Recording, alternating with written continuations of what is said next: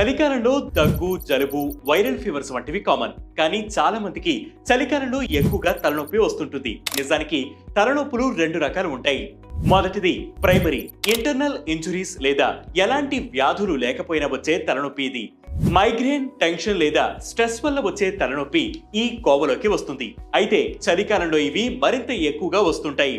చల్లని గాలి తలకు తగిలినప్పుడు మెడలో ఉండే నరాలు, రక్త నాళాలు స్టిఫ్ గా మారే అవకాశం ఉంటుంది. దాంతో తలనొప్పి వస్తుంది. అంతేకాకుండా శారీరక శ్రమ లేకపోవడం, చలి వల్ల కాఫీలు ఎక్కువగా తీసుకోవడం, నీళ్లను తక్కువగా తాగడం, ఆహారంలో మార్పులు వంటివి కూడా తలనొప్పికి దారితీస్తాయి. ఇక రెండవది సెకండరీ సైనసైటిస్, చెవి ఇన్ఫెక్షన్లు, ఫ్లూ వంటి సమస్యలు ఉన్నవారికి వచ్చే తలనొప్పి.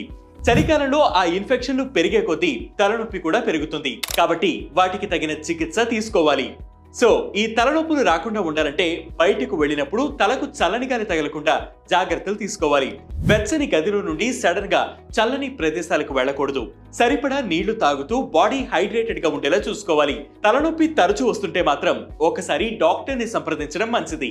ఇలాంటి హెల్త్ వీడియోస్ మరియు హెల్త్ టిప్స్ కోసం వెంటనే వెట్ న్యూస్ యాప్ ని డౌన్లోడ్ చేసుకోండి. వెట్ న్యూస్ తెలుగు యూట్యూబ్ ఛానల్ ని సబ్స్క్రైబ్ చేయండి.